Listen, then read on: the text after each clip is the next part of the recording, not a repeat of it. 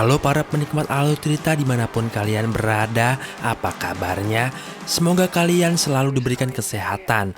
Karena ucapan sehat-sehat saja di era sekarang bukanlah ucapan basa-basi lagi, tetapi sudah menjadi kata-kata saling peduli satu sama lain. Untuk menghibur kalian yang sedang menjalankan PPKM darurat, si bro ini akan menyajikan alur cerita dari film yang berjudul Escape from Pretoria, Mantul. Di mana Harry Potter alias Daniel Radcliffe akan mencoba memerankan karakter yang bernama Tim Jenkins dan akan beradu peran dengan Daniel Webber sebagai Stephen Lee. Dua tokoh ini adalah dua pemuda yang vokal yang aktif menentang praktek apartheid, yaitu di mana pemahaman yang menganggap ras kulit putih berada di posisi lebih tinggi dari ras kulit hitam. Dan gak perlu berlama-lama lagi, ambil minuman makanan cemilan kalian, besarkan volume HP kalian, dan inilah alur ceritanya. You are sentenced to imprisonment for a total of 12 years. Di tahun awal 73-an, separuh Afrika Selatan dalam keadaan membara. Pada waktu itu, Tim Jenkins dan sahabatnya Stephen Lee melihat kejadian apartheid di depan matanya sendiri. Hal ini membuat Tim Jenkins dan Stephen Lee terbuka mata hatinya.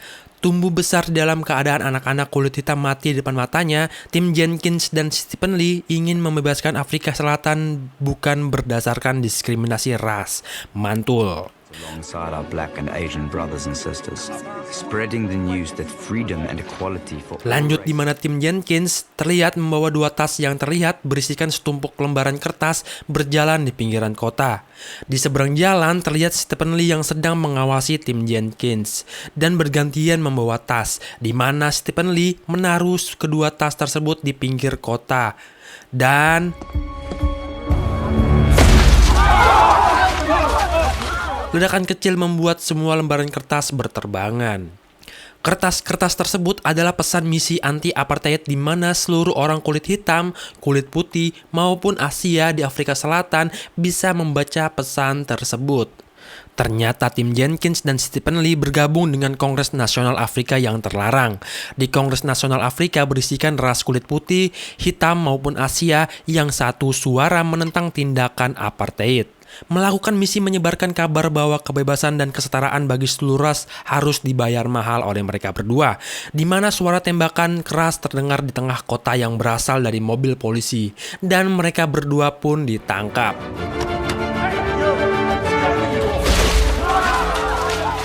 Di kantor polisi, sang pujaan hati Tim Jenkins mengabarkan bahwa mereka akan menambahkan hukuman 12 tahun penjara kepada Tim. Juga sang pacar memberikan uang kepada Tim, kisah cinta dua ras yang berbeda yang patut dicontoh oleh orang-orang rasis. Mantul. Di toilet, Tim Jenkins yang tadi diberikan uang oleh sang kekasih menaruh uang tersebut di tabung kecil dan tabung kecil tersebut dimasukkan ke lubang pantat Tim Jenkins agar nggak ketahuan petugas. Pasti bolnya panas.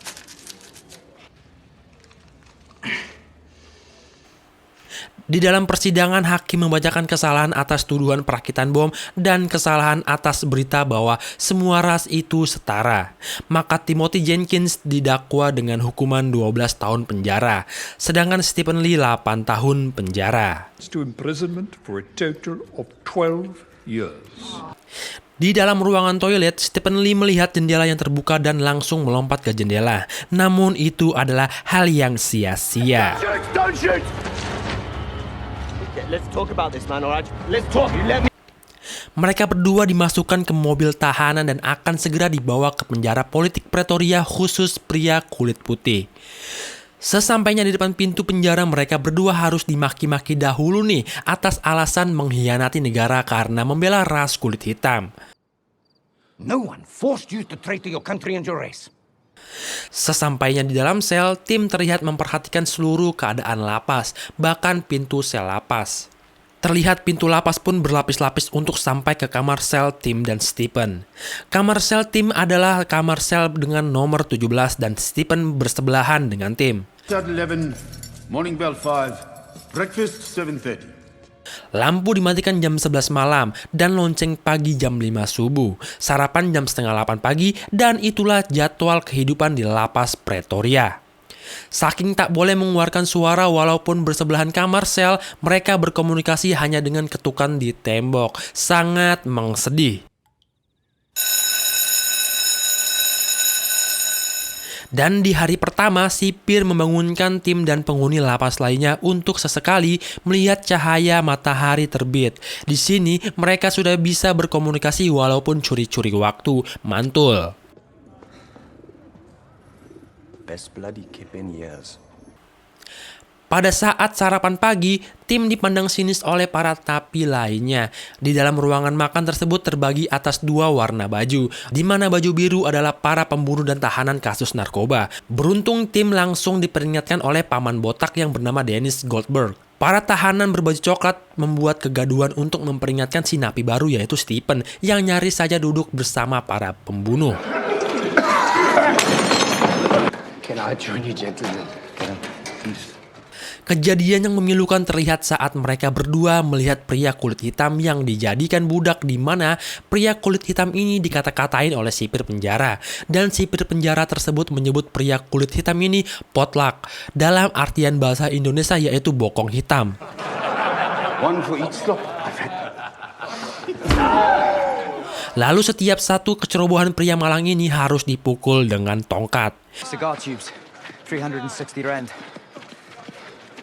Expensive tastes. Lalu Dennis memandu mereka berdua berkeliling dan memberikan informasi bahwa tembok penjara tingginya mencapai 20 kaki. Di atasnya terdapat kawat duri bercabang, jika kesangkut kulit para tahanan pasti robek dan keluar kecap. Lampu penjaga menyala dari malam hingga fajar. Lalu penjaga bersenjata mengawasi hingga fajar. Dan yang paling ketatnya lagi, setiap lubang di bawah tanah hanya akan membuat siapapun yang berusaha kabur akan balik lagi ke properti penjara. Mantul, ketat banget. Tapi di sini Dennis menyarankan mereka untuk tidak berpikir keluar dari penjara tersebut. Dari kejauhan, pria gondrong yang bernama Anthony menghampiri Tim dan Stephen, yang memberitahu mereka berdua bahwa dirinya tidak akan berbicara dengan Dennis Goldberg karena dia hanyalah akan mengikis mental napi yang baru masuk. Karena Dennis dihukum seumur hidup karena Dennis mencoba menggulingkan pemerintahan apartheid dengan revolusi kekerasan. Dan Dennis dulunya bangsawan loh. Lalu menurut Anthony, tidak ada yang pernah berhasil kabur dari penjara. Tapi bagi Stephen, akan ada selalu orang pertama. Mantul Steve. Jika kalian punya rencana, aku ikut. Begitulah kata-kata dari Anthony. Dan di atas menara lapas, kepala lapas memantau Tim dan Stephen.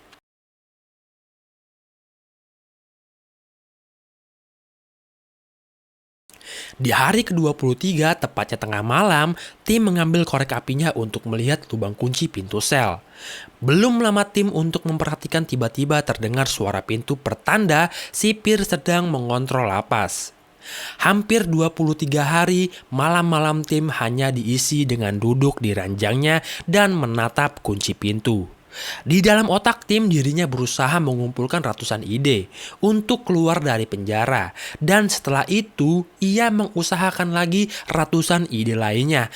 Jenius banget dan mantul. Tiap malam, lagi dan lagi, Tim menatap lubang kunci, lalu ia tersadar.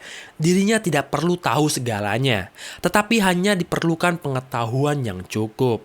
Mantul. Tim merobek sebagian kertas, lalu Tim menggosok-gosok kertas yang ditempelkan ke lubang kunci. Dan terciptalah salinan ukuran kepala kunci pintu sel kamar Tim. Walaupun sudah mendapatkan salinan kepala kunci kamar, Tim harus mendapatkan seluruh bentuk salinan kunci yang utuh. Maka Tim menggulung kertas lalu memasukkannya ke lubang kunci kamar. Namun sayangnya, rencana dengan kertas yang digulung tidak membuahkan hasil. We're not doing anything that involves digging. No, we make keys. Di saat jam mandi, Tim dan Stephen memberitahu Anthony bahwa mereka sedang membuat kunci dengan kertas dan pensil. Menurut Anthony, itu adalah ide yang aneh, bahkan jika kau membuatnya dengan kayu. Tetapi, Tim meyakinkan Anthony, jika membuatnya berlawan arah dari ulir, kunci yang nantinya terbuat dari kayu tidak akan patah. Lalu Anthony siap bergabung dengan Tim. Dan pertanyaannya, di mana mereka akan mendapatkan kayu? Jawabannya berada di bengkel kerja. Look out the keys when it comes over. Watch closely. Saat sesi makan, Anthony dengan sengaja membuat keributan dengan menjatuhkan piring makanannya, yang bertujuan agar sipir datang dan tim bisa menghafal bentuk kunci yang dibawa sipir. Mantul banget nih, jenius banget. Tapi sayangnya saat Anthony ingin membersihkan piring yang ia jatuhkan, sipir kejam tersebut melarangnya dan berkata itu adalah tugas pria kulit hitam. Di kamar, tim benar-benar membuat ide yang gila. Ia membuat beberapa kemungkinan gambar kunci sel kamar. Juga saat tim di lapangan, dirinya juga tak lupa melirik bentuk kunci yang dibawa sipir. Di hari ke-74, tim akhirnya mendapatkan kesempatan mengumpulkan beberapa potongan kayu. Pekerjaan di ruangan bengkel selesai. Para tahanan berbaris saling bergantian membuang cairan yang terlihat seperti oli dari tabung yang mereka bawa satu persatu.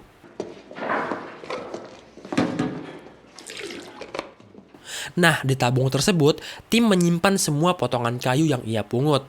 Setiap tabung akan dicek oleh sipir dengan mengetuk agar tidak ada satupun tahanan yang membawa barang dari bengkel. Dan tiba saatnya tabung tim dicek. Lalu tabung tim lolos dari pemeriksaan sipir. Mantul.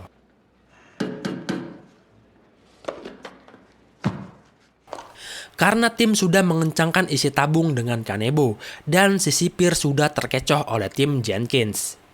Di malam hari, percobaan pembuatan kunci sukses. Untuk mengeringkan lem yang masih basah, tim menaruh kunci pertama di dalam lampu kamar. Dan tiba saatnya kunci pertama dicoba. Dan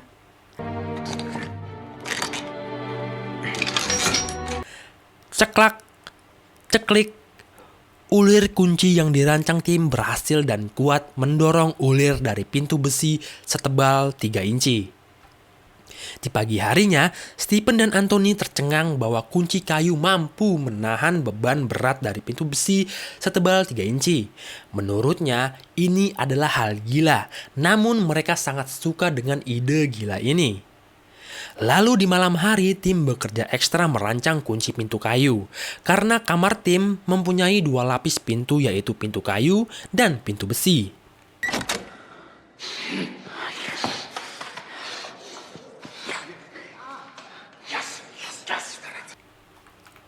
Untungnya, mereka mendapat kesempatan untuk mengukur dan mengukir lubang pintu lapis ketiga. Gak perlu berlama-lama lagi, tim langsung mengkikir kunci yang sudah tim persiapkan agar cocok dengan lubang kunci kamar para tahanan. Dan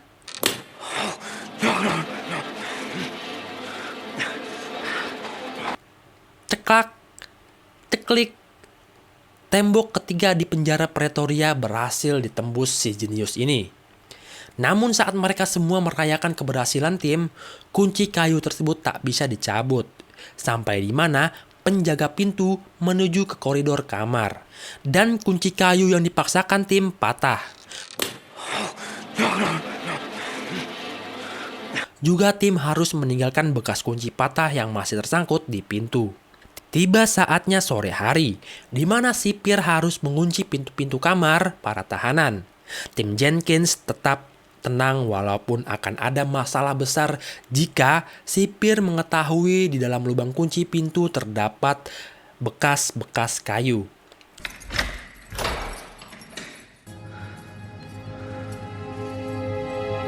Dan sipir menyadari adanya pintu yang terkunci, namun masih terbuka. Untungnya, setelah dipaksakan sipir tersebut, pintu tersebut bisa terkunci dan tim menghela nafasnya pertanda kali ini dia selamat. Mantul.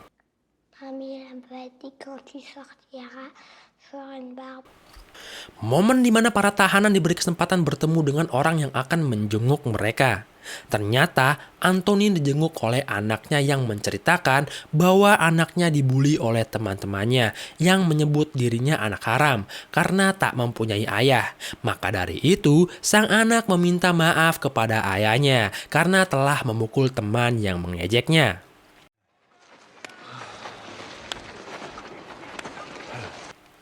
Di hari ke-142, diawali di mana Stephen sedang menghitung beberapa detik tim dapat berlari.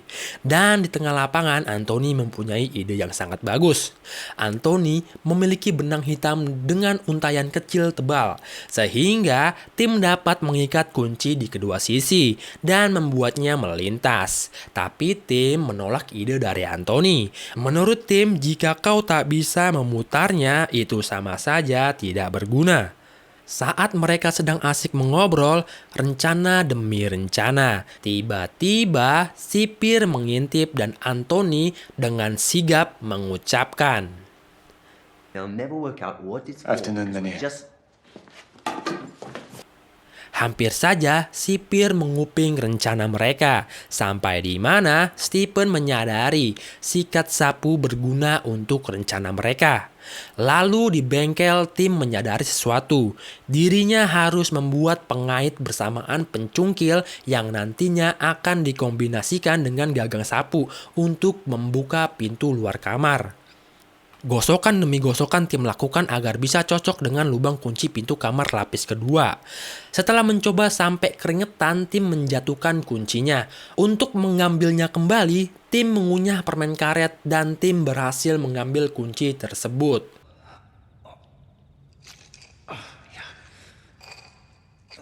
Pagi harinya, tim terlihat sangat lelah dan makan dengan lahap, di mana Stephen dan Anthony bertanya, bagaimana hasil tadi malam? Dan yap, tim berhasil walaupun dirinya semalaman gak tidur. Tim dan Stephen mengubur sisa-sisa kunci yang gagal di pekarangan taman, sampai di mana sipir mencurigai Stephen dan menghampiri tim yang sedang mengubur sisa-sisa kunci yang gagal. Tim pun berbincang dengan Dennis Goldberg, di mana kapten mengisyaratkan agar pengetatan penjara Pretoria agar diperketat lagi. Apapun yang tim rencanakan, pastikan untuk mengamankan para penembak jitu. Menurut Dennis, apapun rencana tim akan gagal dan Dennis berharap tim dan yang lainnya sadar agar tidak macam-macam di penjara ini. It's 100. If they've got a lock, we can make a key. Well, what about the street outside? We need civilian clothes, other stuff. Di sini, tim sudah berhasil membuka 3 pintu. Di pagi hari, tim menceritakan dan berdiskusi, bahkan ada penambahan orang untuk membantu tim, Anthony juga Stephen. Di penjara tidak ada yang tetap sama, namun tak ada yang berubah. Rutinitas satu-satunya hal yang membuat waktu berarti, jadi mereka memanfaatkan semuanya. Kata-kata yang sangat memantul.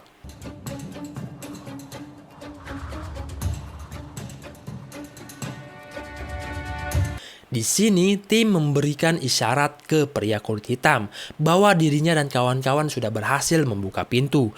Dan itu adalah kabar bagus bagi pria kulit hitam. Dan ia meminta kepada tim untuk memberikannya sabun mandi. Hari ke hari, tim mendapatkan celah dari penjara Pretoria, di mana catatan kaki kehidupan di penjara yang menjemukan, kejayaan adalah kemenangan, dan itu cara mereka mengalahkan fasisme. Satu tindakan perlawanan yang ditunjukkan tim dan Stephen diikuti tindakan lainnya. Sampai di mana tim menghampiri Kitson dan menanyakan Kitson apakah dirinya masih mengurusi lemari film. Dan yap, malam ini Kitson akan ke ruangan itu. Belum sempat panjang lebar tim bertanya, sipir datang. Langkah selanjutnya dari tim adalah memberikan 2 batang sabun untuk pria kulit hitam dan menempelkannya di bawah gerobak sampah. Masuk ke hari 296. Di mana sipir memberikan pesanan kacamata baru kepada tim dan juga memberikan kabar bahwa Potluck, si pria kulit hitam yang sering bergaul dengan tim, 3 hari lalu sudah dieksekusi dengan hukuman gantung. Got stretched 3 days ago. I hear they had to winch him up twice. Twitching and frothing in his knees. Di dalam diri tim amarah tak terbendung lagi.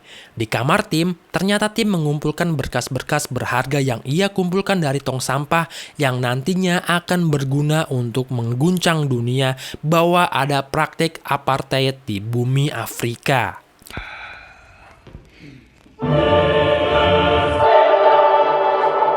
Alunan musik yang disetel penjaga malam menggema ke seluruh pintu lapas. Hanya satu pintu tahanan yang terbuka di malam itu. Ialah Tim yang sebelumnya sudah sukses menjebol ketiga pintu lapas. Malam ini, Tim bersama Anthony akan mengetes kunci pintu keempat. Anthony dan Tim menuruni tangga menuju pintu kelima, di mana saat penjaga malam asik bersantai mendengarkan musik seriosa dan membaca koran, maka inilah waktu yang tepat bagi Tim untuk mengukur dan mengkikir pintu kelima.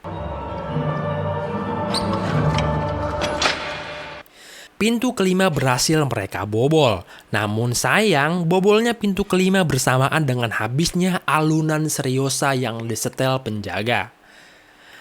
Alhasil, Tim dan Anthony bersembunyi di belakang lemari film. Setelah penjaga menaiki lantai atas untuk mengecek kamar-kamar tahanan, penjaga berhasil dikelabui dengan scene klasik hanya dengan sebuah gulungan bantal dan guling. Tim dan Anthony segera menuju ke pintu ke-6 dan berhasil tanpa harus dikikir. Penjaga sudah hampir selesai mengecek setiap kamar. Dennis mengisyaratkan Tim dan Anthony dengan cara batuk bahwa penjaga akan segera turun. Tim dan Anthony bergegas kembali ke dalam lemari untuk bersembunyi. Dan malam ini mereka sukses besar, mantul.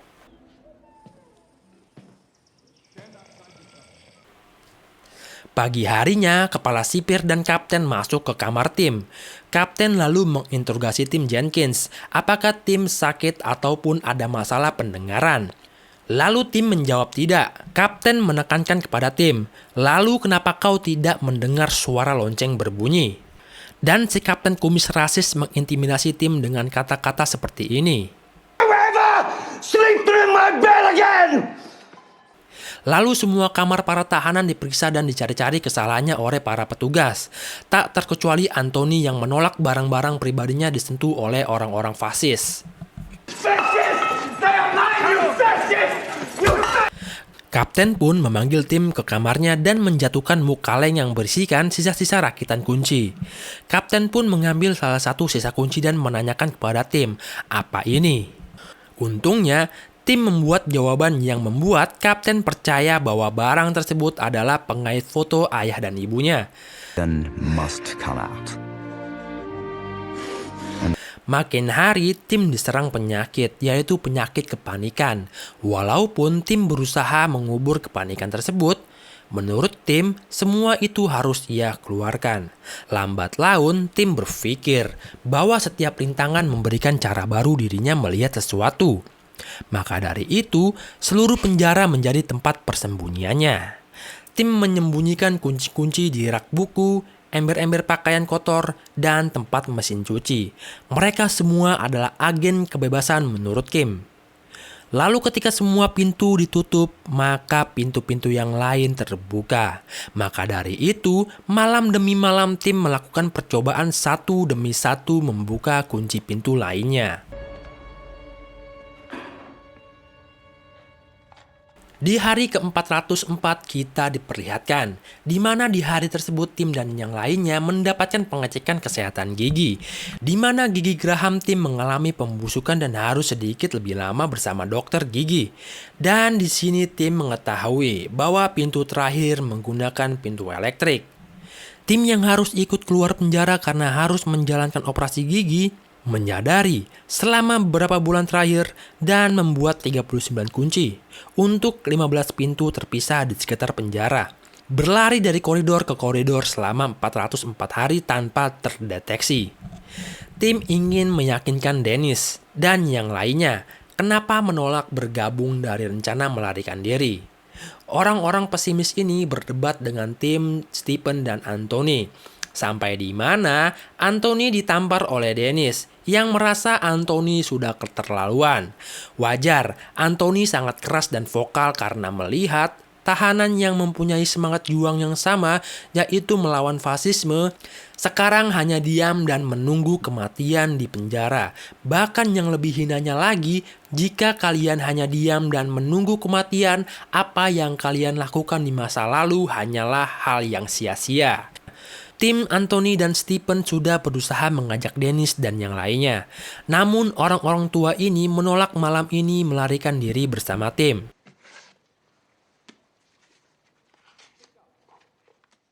Di dalam kamar, Dennis Goldberg berpikir. Lalu dia mengambil foto kedua anak dan istrinya. Dennis menangis melihat foto anak dan istrinya, sampai di mana kapten dan kepala sipir menyuruh tim keluar dari selnya dan mengacak-ngacak kamar tim. Kapten yang sejak awal curiga dengan tim tak menemukan apapun di kamar tim. Ya iyalah, tim sudah menyembunyikan tiket keluar penjaranya di tempat-tempat strategis penjara.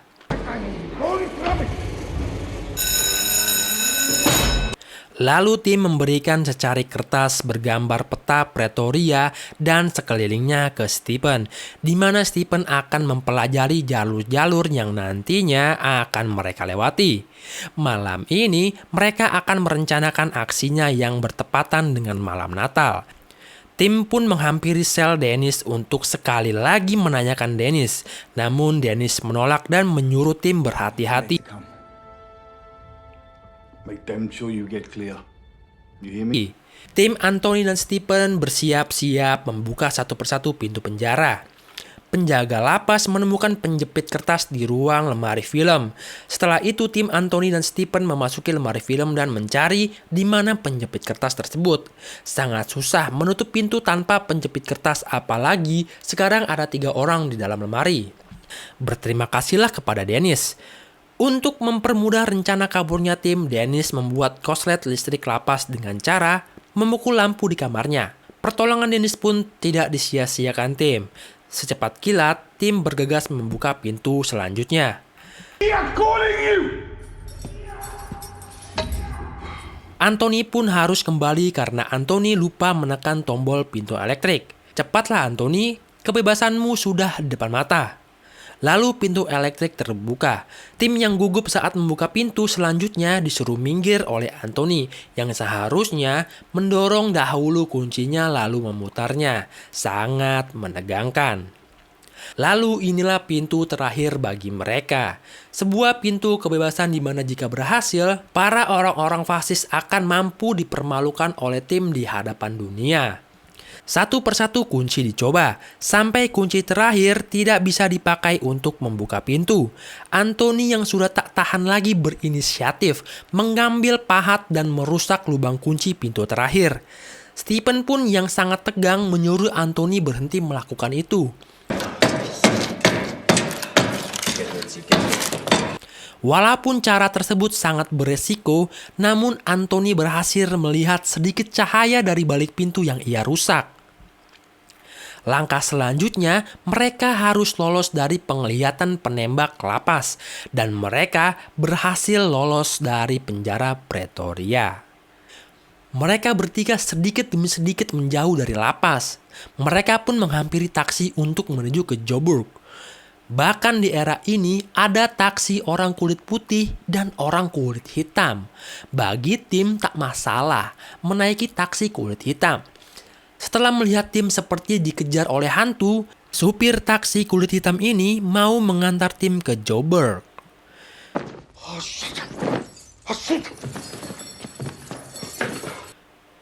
Kita kembali dulu ke lapas, di mana kepala sipir dibuat terkejut karena tim Stephen dan Anthony tidak ada di kamarnya. Sepertinya kepala sipir akan terkena serangan jantung. Mungkin itu yang membuat tim Stephen dan Anthony tertawa di dalam taksi. Mantul. Di akhir kredit film kita akan diberitahu informasi bahwa tahun-tahun menyedihkan ini adalah perburuan terbesar dalam sejarah Afrika Selatan yang pernah ada. Tim Stephen dan Anthony melintasi perbatasan Mozambik, Tanzania menuju London, di mana mereka kembali bergabung dengan ANC dan melanjutkan perjuangan melawan apartheid. Mereka bertiga menjadi buronan sampai di mana di tahun 1091 mereka diampuni. Dan setelah 22 tahun di penjara, Dennis Goldberg dibebaskan di tahun 1985. Kekasih tim, Daphne, ditahan dan dipenjara selama 9 hari setelah pelarian tim, dan tim tidak pernah melihat Daphne lagi. Perlawanan dunia dari penjajahan berujung dengan runtuhnya apartheid pada tahun 1992. Tahun 1992, Nelson Mandela, pimpinan ANC, menjadi Presiden Afrika Selatan terpilih. Dan terima kasih telah bergabung dan setia bersama Mas Bro di channel Ceritain Dong. Dan jangan lupa like, komen, dan share video ini untuk bersama-sama kita bangun channel ini untuk lebih baik lagi ke depannya.